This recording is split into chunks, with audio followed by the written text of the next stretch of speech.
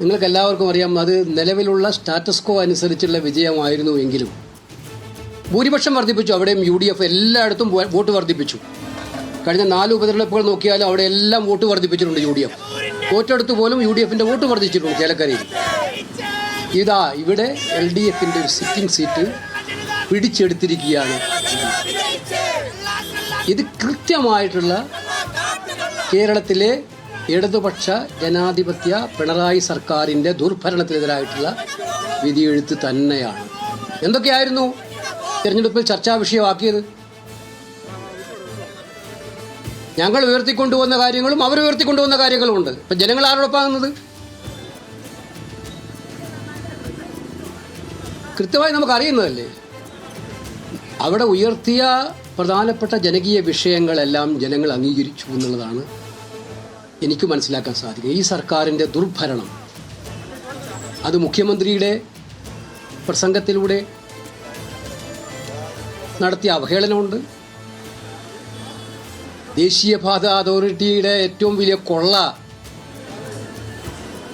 അതിനെ പരോക്ഷമായി ന്യായീകരിച്ചതിനുള്ള മറുപടിയുണ്ട്. എന്തിനേറെ പറയുന്നു, ഏറ്റവും ഒടുവിൽ ക്ഷേമ പെൻഷനുകൾ തിരഞ്ഞെടുപ്പ് കാലത്ത് കൊടുക്കുന്നതിനെതിരായിട്ട് എന്തൊക്കെയായിരുന്നു അതിൻ്റെ പുകല്. ഇലക്ഷൻ ഡേറ്റിൽ പോലും സ്ഥാനാർത്ഥി പറഞ്ഞത് അതിനെതിരായിട്ടുള്ള വിധിയായിരിക്കും വരാൻ വേണ്ടി പോകുന്നതാണ്. ഈ തെരഞ്ഞെടുപ്പ് വളരെ വ്യക്തമാണ്. ഞങ്ങൾ ആദ്യം മുതലേ പറയുന്നുണ്ട്, ഇത് കേരളത്തിലെ ജനങ്ങളുടെ മനസ്സ് കൃത്യമായി ഒരു ദിശയിലോട്ട് പോവുകയാണ്. ഈ സർക്കാർ എങ്ങനെയെങ്കിലും താഴെ പോകണം. അത്രയേറെ മടുത്തു ഈ സർക്കാരിൽ നിന്ന് ജനങ്ങൾ. അതിനെതിരായിട്ടുള്ള ഏറ്റവും നല്ല വിധിയെഴുത്താണ് ഈ വിധിയെഴുത്ത് എന്ന് നമുക്ക് നിസ്സംശയം പറയാൻ കഴിയുന്ന ഒന്നാണ്. ഈ തെരഞ്ഞെടുപ്പ് മറ്റ് ഒരു കാര്യവും കൂടിയുണ്ട്. സമുദായങ്ങളെ തമ്മിലടിപ്പിച്ച് ഏതെങ്കിലും ഒരു സമുദായത്തിൻ്റെ വോട്ട് വാങ്ങാമെന്നുള്ള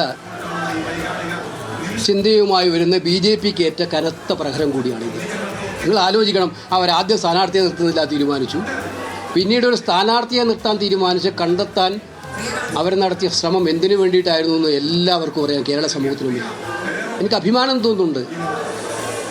അത്തരം പ്രീണന നയങ്ങൾക്ക് പിന്നിൽ നിൽക്കുന്നവരല്ല കേരള ജനത എന്ന് വീണ്ടും ഒരിക്കൽ കൂടി തെളിയിച്ച തെരഞ്ഞെടുപ്പാണ് ഈ തെരഞ്ഞെടുപ്പ്.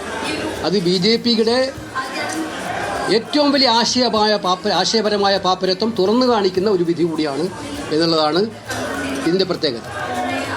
ഈ തെരഞ്ഞെടുപ്പ് ഇനി ബൈ ഇലക്ഷൻ നടക്കാൻ വേണ്ടി പോകുന്നില്ല കേരളത്തിൽ നിയമസഭാ ബൈ. ഈ ലാസ്റ്റ് ബൈ ഇലക്ഷൻ തെരഞ്ഞെടുപ്പാണ്. അപ്പോൾ വളരെ കൃത്യമാണ് ജനങ്ങളുടെ മനസ്സ് ക്ലിയറായിട്ട് എങ്ങോട്ടാണ് പോകുന്നത്. CPM എന്ത് മലക്കം മറിഞ്ഞാലും ജനങ്ങൾ നിങ്ങളുടെ കൂടെ ഇല്ല കേരളത്തിൽ. അത് നിങ്ങൾ വ്യക്തമായിട്ട് മനസ്സിലാക്കേണ്ട കാര്യമാണ്.